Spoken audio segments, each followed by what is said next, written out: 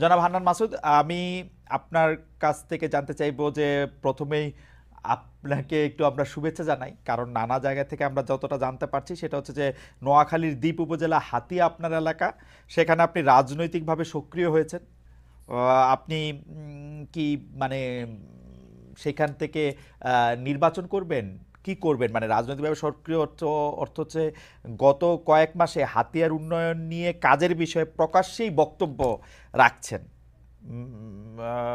সরকারি কাণ্ডেও আমরা শুনেছি যে হাতিয়ার উন্নয়নে, হাতিয়া যাতে একটু ভালো বাজেট পায় সেখানে আপনি ভূমিকা রাখছেন, কিন্তু কিভাবে রাখছেন, কি করছেন সেটা একটু আমাদেরকে একটু বলেন জনাব হান্নান মাসুদ। ধন্যবাদ জানাচ্ছি খালেদ মহিউদ্দিন ভাইকে। খালেদ মহিউদ্দিন ভাই আমার অনেক পছন্দের একজন সাংবাদিক। থ্যাংক ইউ, দীর্ঘ থ্যাংক ইউ। সময় ধরে ওনার এই টক শো মনে হয় আমি একটাও মিস দিই নাই। আর ফজলুল হক ভাই তো হচ্ছে ওনার সাথে দুই একটা টক শোতে যাওয়া হয়েছে। উনি যে প্রকাশ্যে বীরের বেশে কথাগুলা বলেন, ওনার একটা নিজস্ব অবস্থান আছেন এবং উনি কখনো যতই সমালোচনা হোক, যত কিছু হোক, যতই ভয় থাকুক, উনি কখনো তার নিজের অবস্থান থেকে সরে দাঁড়ান নাই। এই দিকটা থেকে আমার ভাইকে অনেক পছন্দ। আমি দ্বীপ হাতিয়া হচ্ছে একটি দ্বীপপুঞ্জ, আশপাশে আরো 30টি দ্বীপ আছে ছোট ছোট। এই দ্বীপ উপজেলায় দীর্ঘ সময় ধরে হচ্ছে আপনার একজন জলদস্যু এবং তার পরিবার শাসন এবং শোষণ করে আসছে।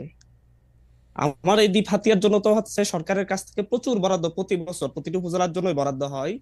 আপনাকে আমি যদি বলি যে একবার আমাদের দ্বীপ হাতিয়াতে ঘুরে আসেন, ওখানকার নট এ সিঙ্গেল একটা রাস্তা, একটা রাস্তাও ওখানকার মানে হচ্ছে পাকা নেই। প্রতিটি রাস্তা ভেঙে চুরে এবড়ো থবড়ো অবস্থায় আছে। আর মানুষজনের যে কষ্ট, একটি মাত্র প্রায় 7.5 লক্ষ মানুষের জন্য একটি মাত্র হসপিটাল, যেই দ্বীপ থেকে আপনার হচ্ছে ট্রলারে করে মানুষকে যাতায়াত করতে হয়, সেই দ্বীপের একটি মাত্র হসপিটাল 50 শয্যা বিশিষ্ট, শুধুমাত্র 4জন ডাক্তার দিয়ে চলছে দীর্ঘ সময় ধরে। একই সাথে হচ্ছে ওই জায়গায় মানুষজন যে কতটা অবহেলিত, কতটা লাঞ্ছিত, আপনারা হয়তো কয়েকটা নিউজ দেখেছেন যে হচ্ছে সমুদ্র ভাড়া দেওয়া হয়। ওখানকার মানুষের প্রধান পেশা হচ্ছে জেলে, মানে হচ্ছে মাছ ধরা। তাদের কাছে সমুদ্র ভাড়া দেওয়া হয় যে এই জায়গায় অমুক একজন জেলেই মাছ ধরতে পারবে, সেই মাছ ধরতে হলে তাকে 20 লক্ষ টাকা 10 লক্ষ টাকা করে এভাবে দিতে হবে। এর আগে এই কাজটা করতে হচ্ছে সেই জলদস্যু, উনি এটা চালু করে জনাব এসেছেন। মাসুদ, যদি একটু অনুমতি দেন, জি মানে আপনি ধরেন জি। বাংলাদেশের সব জায়গায় এরকমটা তো চলেই আসছে, সেটা আমি বাদ দেই, আমি আসলে জানতে চাই যে উম, এই সরকারি কাণ্ডে হাতিয়ার উন্নয়নে আপনি কিভাবে ভূমিকা রাখছেন, মানে আপনার উম, উম, এটা ফজলু ভাই আমি আরো ভালো বলতো, আপনার লুকাস স্ট্যান্ডাইটা কি, মানে আপনি ওই না না না, এলাকার আমি একজন মানুষ অবশ্যই না আমি কি? অবশ্যই বলি, হুম, আমি হচ্ছি দ্বীপ উপজেলা হাতিয়া উপজেলার একজন মানুষ, হুম, হাতিয়ার একজন নাগরিক, এবং হচ্ছে ওখান থেকে আমি উঠে আসা, মানে ন্যাশনালি একটু পরিচিতি পাওয়া একজন মানুষ। ন্যাশনালি আমি পরিচিত এই পাওয়া। আন্দোলনের মধ্যে দিয়ে একটু ন্যাশনালি পরিচিতি পেয়েছি, যার ফলে হচ্ছে হাতিয়ার একটি সংস্থা আছে, সমিতি আছে হাতিয়ার, যারা হুম, হচ্ছে সুশীল হুম, সমাজ শিক্ষিত জনগোষ্ঠী, ওনারা একটা সমিতি করেন, হাতিয়া দ্বীপ সমিতি। তো ওনারা সহ আমরা বিভিন্ন জায়গায় একটা টিম আকারে বিভিন্ন উপদেষ্টার কাছে, বিভিন্ন কাছে আমরা যাই, যে হচ্ছে আমাদের হাতিয়ার জন্য এটা প্রয়োজন। এবং আমি ব্যক্তিগত জায়গা থেকে যদি কখনো আপনি কারোর সাথে দেখা হয়, আপনি হাতে আমি থেকে নিজেও ইলেকশন বলি। করবেন? আমি হাতিয়া থেকে ইলেকশন করার চিন্তা ভাবনা রেখেছি, যদি হাতিয়ার মানুষ এখন যেভাবে আমাকে আগ্রহ ভরে ছাড়ছে, কারণ দীর্ঘ সময় ধরে হাতিয়ার মানুষ কাউকে পাই নাই তাদের পাশে। হুম, এর আগে আমাদের সম্মানিত একজন এমপি ছিলেন, জনাব প্রকৌশলী মোহাম্মদ ফজল আজিম সাহেব, উনি হাতিয়ার জন্য অনেকগুলা কাজ করেছেন, কিন্তু দুঃসময়ে হাতিয়ার মানুষের কখনো খোঁজ নিতে পারেন নাই। ওনার ব্যবসা বাণিজ্যে উনি ব্যস্ত ছিলেন, যার কারণে হচ্ছে হাতিয়াতে একটা নেতৃত্বের শূন্যতা তৈরি হয়েছে। সেই জায়গা থেকে হাতিয়ার মানুষ এখানে অনেক ধরনের অনেকেই নেতৃত্ব দেওয়ার চেষ্টা করছে, আছে।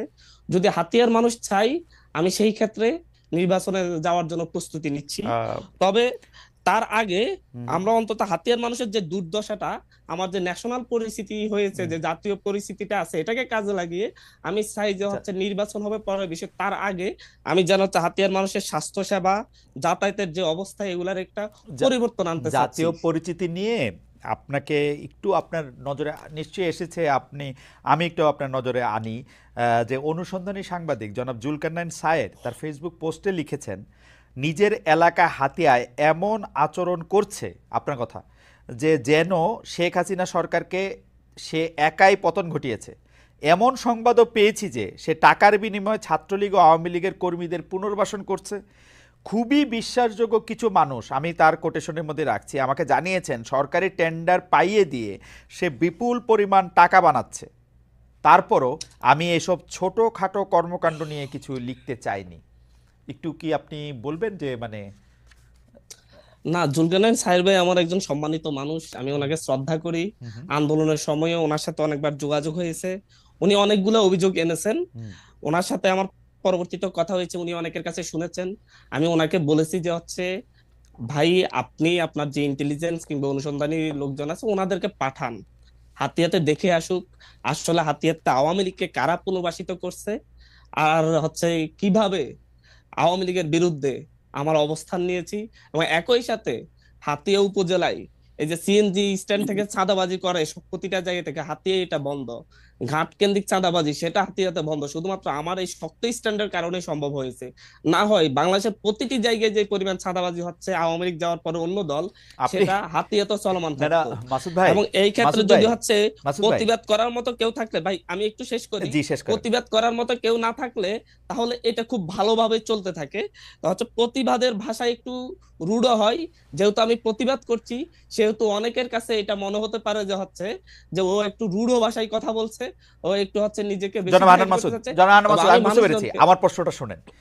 আপনি তো হাতিয়ার নাগরিক বা হাতিয়ার সন্তান, আগেও ছিলেন পরেও আছেন, মানে 5 আগস্টের আগেও ছিলেন, 5 আগস্টের পরেও আছেন। সেই সময় যে কাজগুলি চলতেছিল, ধরেন চাঁদাবাজি চলতেছিল, সেগুলি তো আপনি তখন বন্ধ করতে পারেন নাই বা চান নাই নাকি? না চেয়েছিলেন না, বলে আমরা হতো। তখনও চেয়েছি কিন্তু আমাদের সেই ধরনের স্ট্যান্ডটা নিতে পারি নাই। আচ্ছা, কারণ হচ্ছে এখন আমাদের যে নিতে পজিশন পারতেছেন এর অত্যন্ত কারণ দুর্বল কি? ছিল। এখন নিতে এর পারতেছেন এর কারণ কারণ কি? হচ্ছে এর কারণ হচ্ছে ন্যাশনাল পরিস্থিতির কারণে এই যে আমাদের বিভিন্ন বিশ্ববিদ্যালয়ের বিশ্ববিদ্যালয়ের আমাদের যে পাবলিক বিশ্ববিদ্যালয়ের যে শিক্ষার্থীরা আছে হ্যাঁ। তারা আমাকে পুরোপুরি সাপোর্ট দিচ্ছে। এবং হচ্ছে তারা বিভিন্ন যে সামাজিক সংগঠনগুলো আছে তারা আমাদের সাথে এসে একসাথে দাঁড়াচ্ছে। ওকে। কারণ তারা এখন সাহস পাচ্ছে যে হচ্ছে কেউ একজন অন্তত হচ্ছে আমাদের সামনে থেকে নেতৃত্ব দিয়ে প্রতিবাদ করার লোক আছে। আগে আগে আগে আগে এই সমর্থনটা আপনি পান নাই, তাই তো? জি জি জি, অবশ্যই। এর আগে আপনি একটা জিনিস লক্ষ্য করবেন, আহ, আমাদের উপজেলাতে আমি বলবো, হুম, মানে হচ্ছে আমাদের এই হাতিয়া উপজেলাতে আমি কয়েকটা বিষয়ে প্রতিবাদ করতে গিয়ে এর আগে লাঞ্ছিত হয়েছি, ঘাট কেন্দ্রিক প্রতিবাদ করতে গিয়ে লাঞ্ছিত হয়েছি। ওকে। মানে এমনকি স্টুডেন্ট অবস্থায় আমি প্রতিটি ক্ষেত্রে প্রতিবাদ করতাম আচ্ছা আচ্ছা আচ্ছা আমার আচ্ছা। জায়গা থেকে। এখন এখন এখন এমনকি আচ্ছা এখন এক পর্যায়ে আমার জীবন হুমকির মুখে পড়ার কারণে আমার বাবা বলছিল তুমি আপাতত বাড়িতে আইসো না, তোমাকে বিপদে ফেলতে হবে। ওকে, পরিষ্কার। আমি বিপদ- একটু আমি জনাব হান্নান মাসুদ, একটু এই পর্যায়ে একটু শেষ কথা বলি। সরকার, আপনি যখন এইসব প্রতিবাদ করতে যান, চাঁদাবাজি বন্ধ করতে যান, তখন সরকারি লোকজন আপনার সঙ্গে থাকে? পুলিশ, অ্যাডমিনিস্ট্রেশনের লোকজন? দেখেন হচ্ছে যদি আমি একটা জিনিস একটা জায়গায় খুব স্পষ্ট করে বলছি, যখন আপনি ভালো কোনো কাজ করতে যাবেন তখন যদি হচ্ছে প্রশাসনকে যদি বুঝাতে পারেন যে এটা আসলে ভালো কাজ, হুম তারা আসলে সেই ক্ষেত্রে তাদের নৈতিক জায়গা থেকে অনেক ক্ষেত্রে সমর্থন দেয়। হুম একটা উদাহরণ বলতে চাই এখানে, দীর্ঘ সময় ধরে গত 16 বছর ধরে আমাদের নদী ভাঙ্গন জনিত কারণে যারা তাদের হুম ঘর বাড়ি হারিয়েছে তাদের জন্য সরকারিভাবে হুম ভূমি বন্দোবস্ত দেওয়া হয় হুম বিভিন্ন দাগ কেন্দ্রিক হুম বিভিন্ন এরিয়া ভিত্তিক। সেই ভূমি এটা বিএনপি আমলে মানে এর আগে জনাব ফজল আজিম সাহেব এমপি ছিলেন, ওনার আমলে বন্দোবস্ত হয়েছে। কিন্তু হচ্ছে এটা আওয়ামী লীগ বিএনপি দুইটা ভাগাভাগি করে সাধারণ মানুষগুলাকে কিন্তু হচ্ছে এই ভূমিগুলো বুঝিয়ে দেয় নাই। কিন্তু গভর্নমেন্টের জায়গায় এই বিষয়টা ছিল যে হচ্ছে গভর্নমেন্ট কিন্তু হচ্ছে যখন বুঝিয়ে দেয় হিসাব করে যে এই জায়গায় আছে ধরে নিয়েই বুঝিয়ে দেয়। কিন্তু আমাদের এই জায়গায় 16 বছর যাবত কাউকে সেই জায়গায় যেতে দেওয়া হয় নাই। রাইট। যখন এই বিষয়টা নিয়ে আমি হাসান আলী স্যারের সাথে একদিন কথা বলেছিলাম তার যে মানে যে হচ্ছে স্যার যে এই জায়গায় হচ্ছে না, মানুষ লাঞ্ছিত হচ্ছে, আমরা একটু এবং হচ্ছে প্রশাসন খুব সাহসী ভূমিকা রেখে রাইট তারা এই জায়গায় হেল্প করে রাইট মানুষজনকে জমিগুলো বুঝিয়ে দিচ্ছে। রাইট। জনাব হান্নান মাসুদ, আপনার কখনো এরকম সন্দেহ হয় নাই যে এখন যেহেতু প্রশাসনে বা সরকারে আপনার বন্ধু বান্ধবেরা আছেন, সেই তো আপনার জন্য কাজটা সহজ হচ্ছে?